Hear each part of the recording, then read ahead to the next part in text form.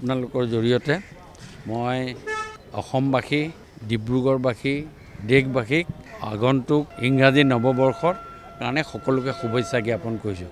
সকলোৱে যাতে ভাতৃত্ববোধ বহন কৰি আগন্তুক দিনত আমাৰ ৰাজ্যখন দেশৰ ভিতৰত 5খন ৰাজ্যৰ ভিতৰত প্ৰতিষ্ঠা কৰা আৰু ভাৰতবৰ্ষখন বিশ্ব দৰবাৰত প্ৰতিষ্ঠা কৰাৰ ক্ষেত্ৰত ভাৰতৰ প্ৰধানমন্ত্ৰী নৰেন্দ্ৰ মোদী ডাঙৰীয়াৰ যি প্ৰচেষ্টা, সেইটো আমি সকলোৱে সহযোগিতা কৰি ভাতৃত্ববোধ বহন কৰি আগন্তুক দিনত আমি দেশখনক বিশ্ব দৰবাৰত প্ৰতিষ্ঠা কৰিব।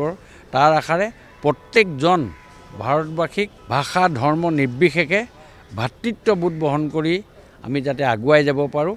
আৰু মই সকলোকে আজি আপোনালোকৰ জৰিয়তে মই নতুন বছৰৰ শুভেচ্ছা জ্ঞাপন কৰিছোঁ।